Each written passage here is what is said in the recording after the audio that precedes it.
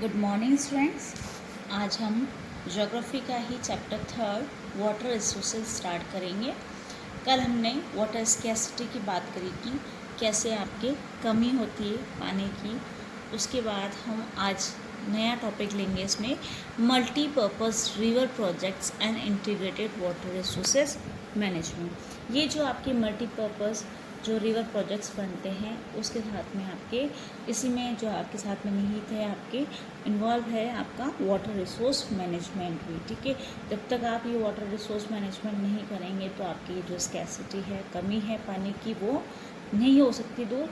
तो किस तरीके से प्रोजेक्ट्स बनते हैं, कैसे इम्प्लीमेंट होते हैं और क्या नुकसान होता है वहाँ के लोकल जो रहने वाले होते हैं लोग, उन लोगों पे क्या इफ़ेक्ट पड़ता है, उसके बारे में हम इसमें पढ़ेंगे। ठीक है, but how do we conserve and manage water, लेकिन हम इसको कैसे संरक्षण कर सकते हैं, कैसे बचा सकते हैं, कैसे मैनेज कर सकते हैं वाटर को।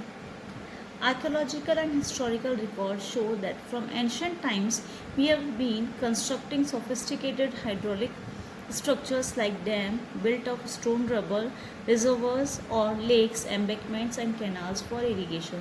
जितने भी आपके साइट्स मिलती हैं आपकी हिस्टोरिकल फील्ड में, जो आर्कियोलॉजिकल जो सोर्सेज है, आपने हिस्ट्री में पढ़े थे छोटी क्लासेस में कि ये जो आपके रिकॉर्ड्स और इनसे सोर्सेज से आपको जानकारी मिलती है कि पुराने ज़माने से आपके जो है ये स्ट्रक्चर्स बनते हैं, हाइड्रोलिक स्ट्रक्चर्स वगैरह, जिसमें आपके डैम्स वगैरह बनते हैं जो स्टोन रबल से बनते हैं, जो आपके ईंट या पत्थर, स्टोन रबल यहाँ पे ईंट या पत्थर की जो रोड़ी होती है उससे बनाते हैं उसको। और रिजर्वर जो कि प्राकृतिक या कृत्रिम जलाशय होते हैं कुछ, जो आपका संग्रह करने के लिए, स्टोर करने के लिए। ठीक है, तो ये जो है आपके एम्बैंकमेंट्स और कैनाल्स जो है वो इरिगेशन के लिए आपके लिए यूटिलाइज करते हैं आप लोग। Not surprisingly we have continued this tradition in modern India by building dams in most of our river basis. आज भी हम इसको जो है यूटिलाइज़ करते हैं, मॉडर्न इंडिया में भी हम लोग डैम्स वगैरह बनाते हैं यहाँ पे, ताकि ये इरिगेशन और सब चीज़ों में आपके लिए वाटर जो है वो काम में आ जाए। What are dams and how do they help us in conserving and managing water? क्या होता है ये डैम्स और ये कैसे आपको कंजर्व करने के लिए और वाटर को मैनेज करने के लिए कैसे हेल्प करते हैं। Dams were traditionally built to impound rivers and rain water that could be use later to irrigate agricultural fields. आपके जो डैम्स बनाए जाते हैं वो रेन वाटर को जो है या रिवर्स के पानी को इम्पाउंड करने के लिए रोक करके इकट्ठा करते हैं, ताकि वो इरिगेशन करने, सिंचाई करने के लिए जो है खेती बाड़ी में जो खेत होते हैं, आपके फील्ड्स होती हैं, वहाँ पे काम में आ सके। Today dams are built not just for irrigation but for electricity generation, water supply for domestic and industrial uses, flood control, recreation, inland navigation and fish breeding. अब केवल आप इसी के इरिगेशन ही नहीं बल्कि आपकी इलेक्ट्रिसिटी के लिए, वाटर सप्लाई के लिए, इन सब चीज़ों के लिए काम में आता है आपके ये। ठीक है, hence dams are now referred to as multi-purpose projects where the many uses of the impounded water are integrated with one another। इसमें ये एक से एक जुड़े हुए हैं। ठीक है, और ये बहुत सारे इसमें प्रोजेक्ट्स इससे जुड़े हुए होते हैं जिसमें आप इसको यूटिलाइज करते हैं। तो डैम्स जो हैं आपके लिए ये सारे काम के लिए काम में आते हैं। For example in the Sutlej Vyas river basin the Bhakra Nangal project water is being used both for hydel power production and irrigation, यानी आपकी सिंचाई और बिजली बनाने के लिए, दोनों के लिए काम में आता है।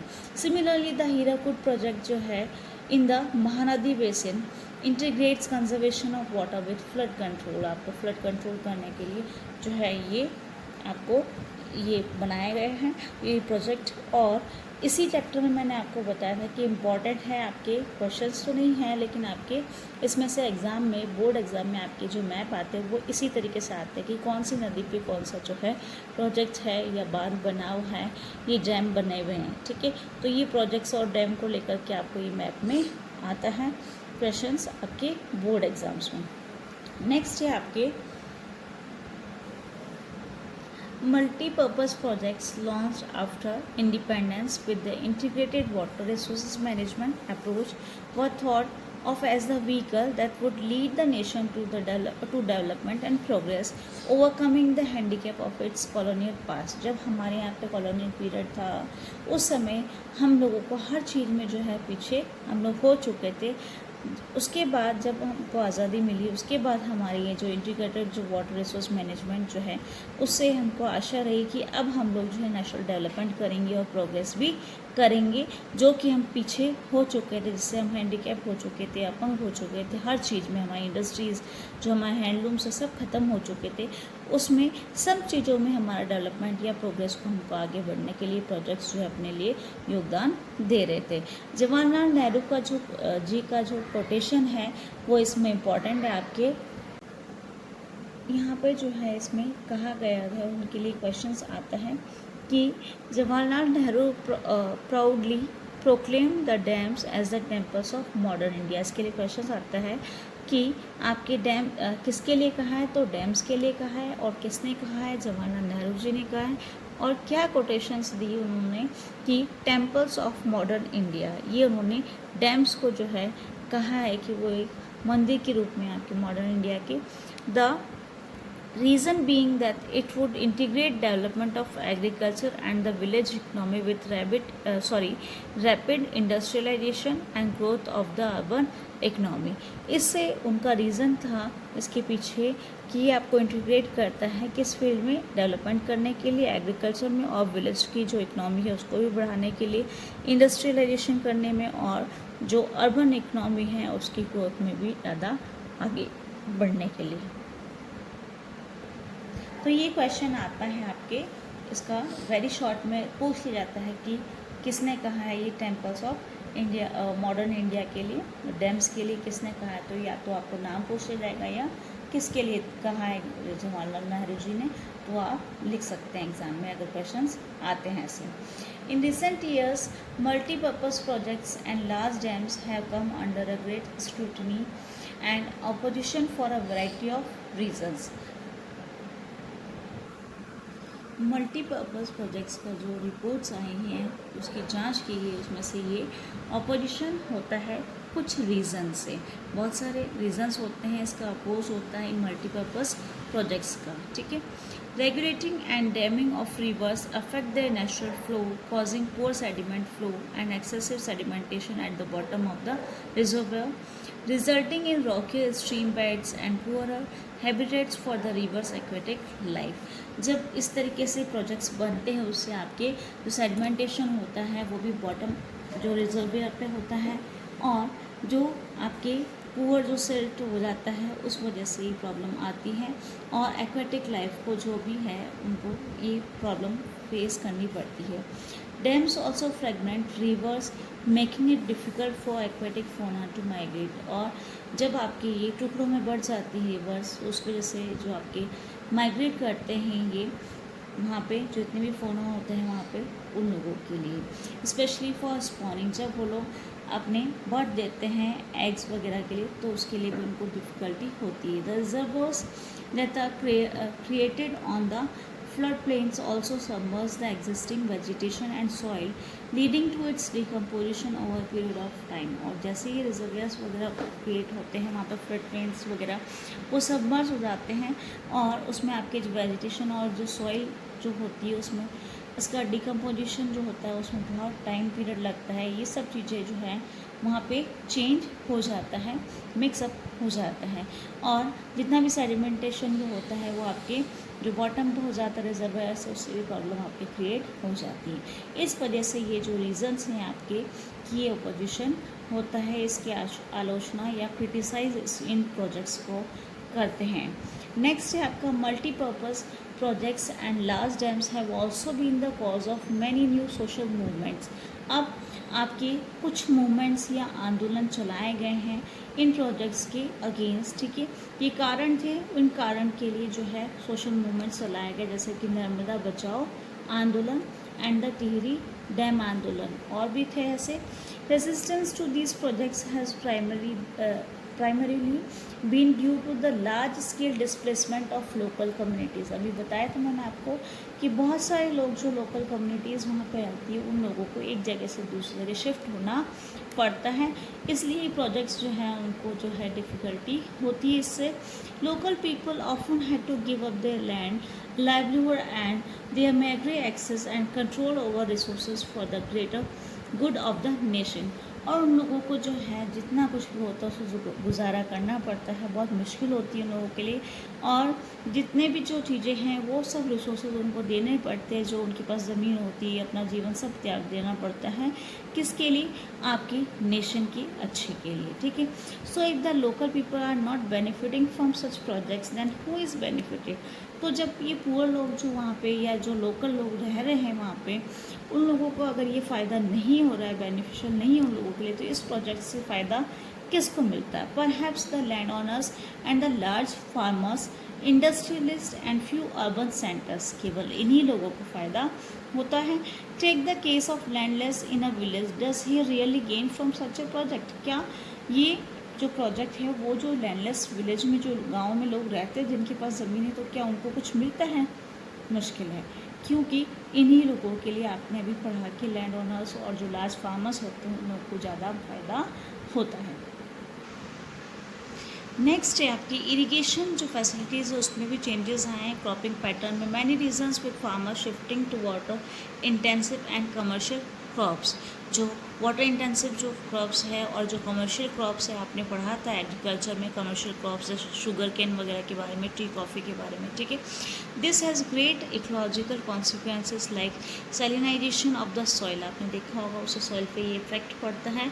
अगर आप इस तरीके की ही फसलें उगाते रहेंगे तो आपके लिए प्रॉब्लम हो जाएगी, सैलिनाइजेशन ऑफ सॉइल होगा। At the same time it has transform the social landscape. जो आपका सोशल लैंडस्केप उसमें भी चेंजेस होगा, जैसे increasing the social gap between the richer land owners and the landless poor. जो गरीब और अमीर, रिच और पुअर जो लैंड ओनर्स हैं, लैंडलेस पुअर और जो रिचर हैं, उनमें ये सोशल गैप आपके समाज में जो है ये जो गैप आ जाएगा, ठीक है। As we can see the dams did create conflicts between people wanting different uses and benefits from the same water resources. Same water resource है लेकिन सबके जो है बेनिफिट्स अलग अलग है, सबकी जो चाहत है वो अलग अलग होती है यूज़ करने के लिए। In Gujarat the Sabarmati basin farmers were agitated and almost caused a riot of over the higher priority given to water supply in urban areas. यहाँ पे भी प्रॉब्लम क्रिएट हुई, वो लोग विरोध करते हैं कि अर्बन सेंटर्स में ज़्यादा वाटर सप्लाई होती है उस वजह से, पर्टिकुलरली ड्यूरिंग ड्रॉट्स, और वो भी जब सूखा होता है। इंटर स्टेट वाटर डिस्प्यूट्स जो है हमको देखने को मिलती है, एक राज्य और दूसरे राज्य के दोनों राज्यों के बीच में, दो राज्यों के बीच में जो है पानी को लेकर के डिस्प्यूट्स भी होते हैं। और also becoming common with regard to sharing the cost and benefits of the multipurpose projects. जैसे भी आपके एक राज्य के और दूसरे राज्य से, राजस्थान या गुजरात, ऐसे दो राज्यों के बीच में जो मल्टीपर्पज़ प्रोजेक्ट्स बनते हैं, तब उसको शेयरिंग को लेकर के, कॉस्ट को और उसके बेनिफिट्स को लेकर के दोनों राज्यों में जो है वो कॉन्फ्लिक्ट्स हो जाते हैं। तो ये डिसाइड करना बहुत मुश्किल हो जाता है। इस तरीके से प्रॉब्लम्स क्रिएट हो जाती है। इंटर स्टेट जो है वाटर डिस्प्यूट्स जो है हर रिवर को लेकर के भी हो सकता है कि किसका पानी किस साइड आना चाहिए, किसको मिलना चाहिए, डैम जो है बनाया जाएगा तो उससे इलेक्ट्रिसिटी कौन प्रोड्यूस करेगा। ये सारे जो है आपके डिस्प्यूट्स जो हैं इंटर स्टेट डिस्प्यूट्स आपके होते हैं।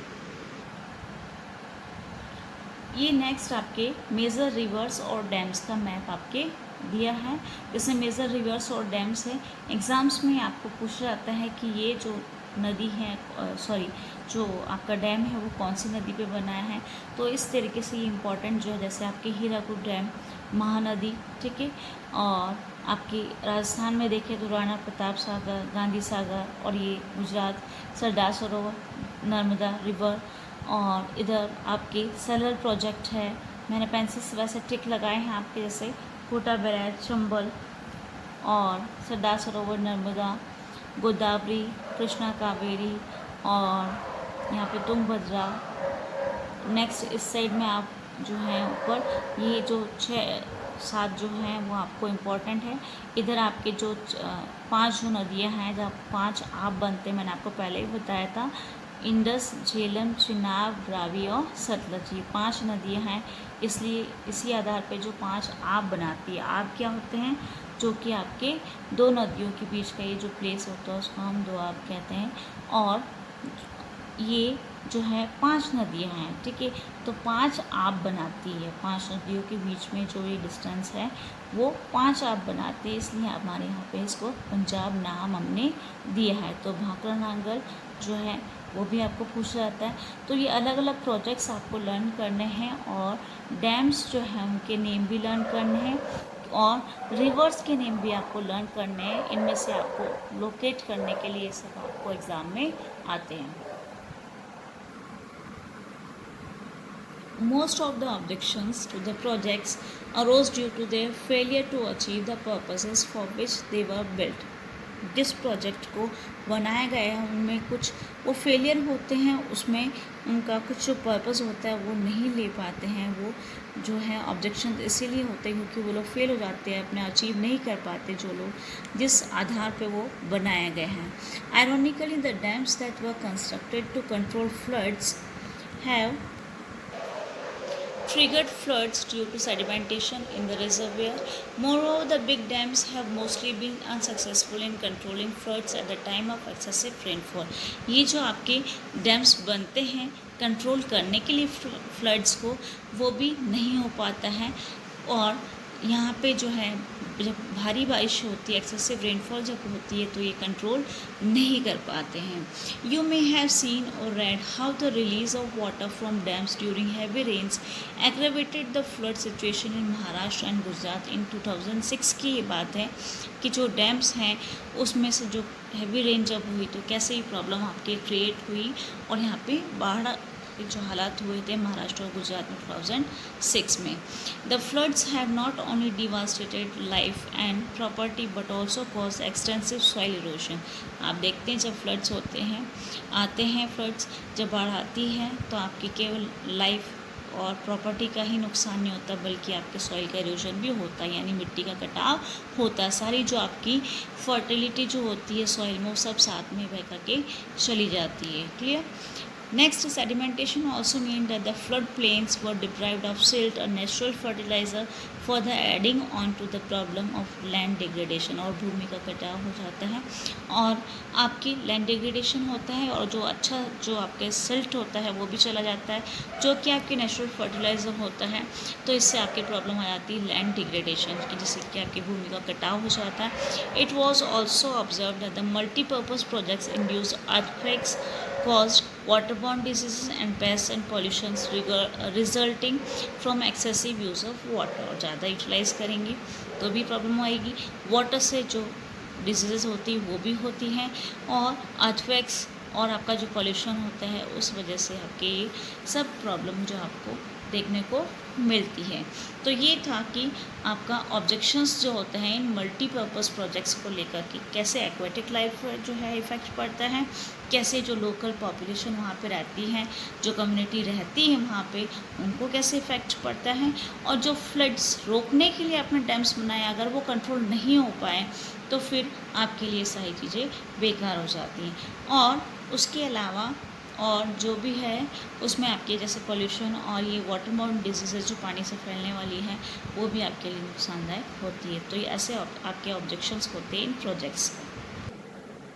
ये था आपके मल्टीपर्पज़ प्रोजेक्ट्स के बारे में जो आपके ऑब्जेक्शंस होते हैं इसको लेकर के जो क्रिटिसाइज़ करते लोग। कल हम स्टार्ट करेंगे इसी चैप्टर का next topic rain water harvesting. आप लोग भी समझ